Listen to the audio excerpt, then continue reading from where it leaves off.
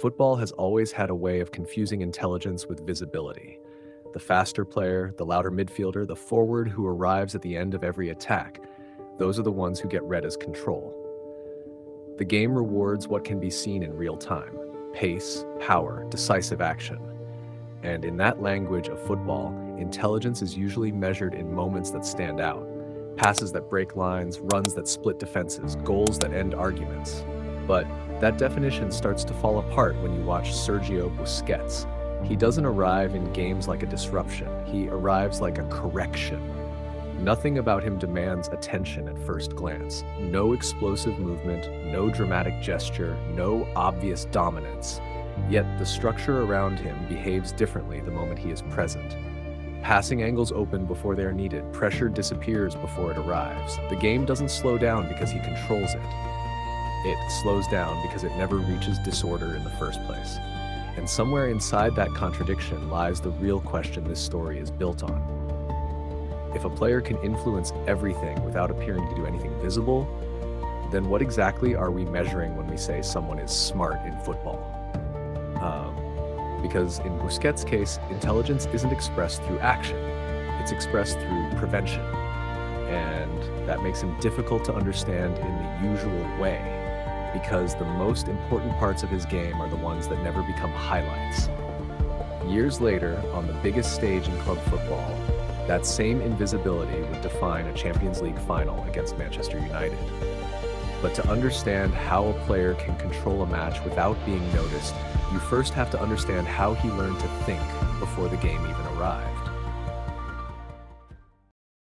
He didn't enter football as a standout prospect, he entered it as a question mark. At FC Barcelona's academy system, where technical clarity usually separates talent from the rest, Sergio Busquets didn't initially present anything obvious. He wasn't the fastest, wasn't physically imposing, and didn't announce himself through moments of spectacle. In a system that usually rewards immediate impression, he blended into the background, the kind of player who doesn't disrupt drills, but also doesn't demand attention within them. But what was missed at first wasn't effort or ability, it was interpretation. Busquets didn't read the game as a sequence of actions. He read it as a sequence of outcomes. While others focused on where the ball was, he focused on where the ball would force everyone else to move next. That difference doesn't show up in highlights. It shows up in spacing, in hesitation, in the small delay between intention and execution. And in those spaces, he began to build something that didn't look like talent at first, but structure. Inside that environment, he learned a quieter kind of control.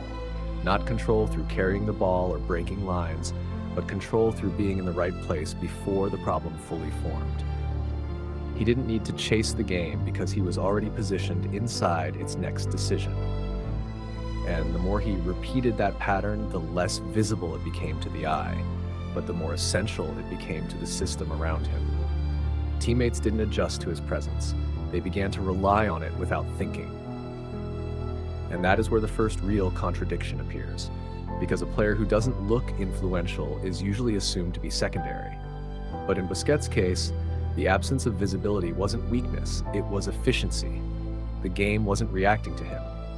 It was flowing through him without resistance. And years later, when that same intelligence reached the highest level under the brightest lights, people would realize something unsettling. The player they once overlooked had already been shaping the game from the moment he stopped trying to stand out. The highest level of FC Barcelona structure is never accidental. Every position is a reference point for something else. Every movement has a chain reaction. Under that logic, Pep Guardiola didn't build a team that simply passed the ball better. He built a team that understood spacing as control. And inside that system, Sergio Busquets wasn't introduced as a solution to a problem. He became the part that made the solution stable. What defined him wasn't complexity, it was timing. While others received the ball under pressure, Busquets arrived half a step before pressure even formed. His first touch wasn't about progression, it was about neutralizing risk. A simple turn, a single pass, a body angle that removed 3 options from the opposition without touching them directly. It looked minimal in isolation, but within the structure, it changed everything. because when the first pass becomes safe by default, the entire system can advance without hesitation. And that is where his role stops being traditional midfield interpretation. He doesn't behave like a player trying to dictate rhythm. He behaves like a player preventing rhythm from breaking. Opponents don't press him with certainty. They hesitate because pressing him doesn't guarantee recovery. Step forward and he releases the ball instantly, holds shape, and he turns the game around them. Either decision feels wrong not because he dominates physically, but because he removes clarity from defensive choices. This is the point where football starts to misunderstand what it is seeing, because influence without spectacle is usually dismissed as support. But Busquets' presence creates something closer to invisible control, where the game moves forward not because space is created, but because chaos is never allowed to form in the first place.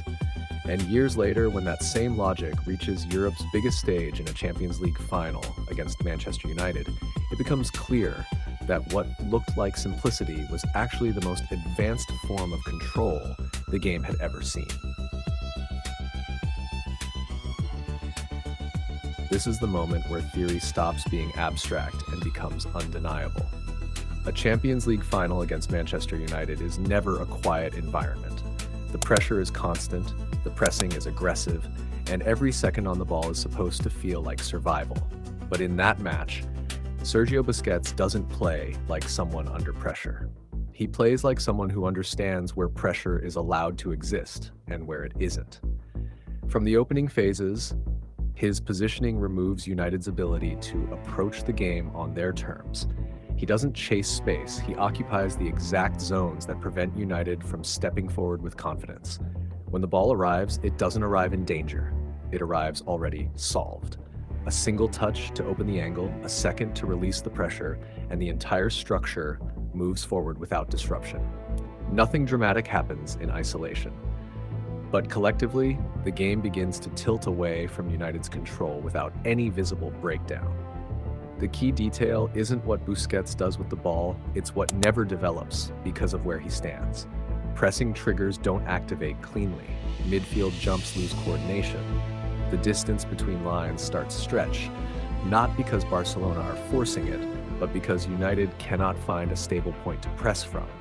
Every decision they try to make arrives a fraction too late. And that fraction is where control is lost. Not in tackles, not in duels, but in timing. And this is where the contradiction becomes impossible to ignore. Because in a final defined by intensity, one of the least physically expressive players on the pitch, by this point, what Sergio Busquets offers FC Barcelona is no longer just stability. It is permission built on constant occupation of space, but it only works if the first layer of risk is already neutralized. That is where Busquets sits, not as a focal point, but as the quiet filter through which every transition must pass. He doesn't accelerate the game. He decides when acceleration is safe. Inside that structure, his connection to Andres Iniesta and Xavi Hernandez is not built on combination play alone, but on trust in timing. They move forward knowing the space behind them is already protected by anticipation rather than reaction. Even when Barcelona lose the ball, Busquets is often the first to understand where it will reappear, not through distance, but through reading the direction of collapse. That anticipation allows everyone else to play further forward than they normally should, because someone else is already playing behind the moment. What makes this influence difficult to measure is that it rarely produces visible outcomes on its own. It doesn't appear as tackles, goals, or highlight actions. It appears as absence of chaos. Opponents don't break down because they are overpowered. They break down because their decisions never arrive in clean conditions. Every attempted press is slightly misaligned. Every counterattack begins with hesitation. And in that hesitation, Barcelona's structure expands naturally, as if the game itself is being gently reorganized in their favor. And over time, that kind of control changes how a team is experienced. Teammates begin to move without second-guessing the space behind them. Fans begin to recognize stability without needing spectacle. Even elite opposition teams adjust their approach without fully understanding what they are adjusting to. Because Busquets doesn't remove opponents from the game, he removes their certainty inside it. And when certainty disappears, even the most aggressive structure starts to feel slow, predictable, and already solved before it begins. At a certain point, the question stops being about what Sergio Busquets does and becomes about what football has to admit it is. Because if a player can control tempo, space, and risk without ever appearing dominant, then intelligence in football is no longer tied to movement, strength, or visibility. It is tied to anticipation of structure itself. And Busquets represents the clearest expression of that idea the game has ever seen. Modern football often celebrates the visible traits: speed in transition, power in duels, creativity in the final third. But Busquets operates before all of that becomes necessary. He doesn't solve problems after they appear. He prevents them from forming into problems at all. Under Pep Guardiola at FC Barcelona, that ability becomes the foundation of everything else. It is why players like Xavi Hernandez and Andres Iniesta can operate with such freedom, because the first layer of uncertainty is already removed before they receive the ball. And this is where his legacy becomes less about position, and more about perception. Busquets redefined what it means to influence a match without owning it visibly. He doesn't control the game through authority in the traditional sense, but through invisibility that stabilizes everything around him. Teams don't collapse because of what he does. They collapse because of what he never allows them to attempt. That distinction is subtle, but it changes how football must be understood. So when the game looks back at him, it is not seeing a typical midfielder. It is seeing a player who operated closer to the structure of football itself than to any individual role within it. And that is why the title isn't an exaggeration, but a conclusion. If intelligence is the ability to understand the game before it happens, then he wasn't just part of football history. He was one of the few players who consistently played it ahead of time.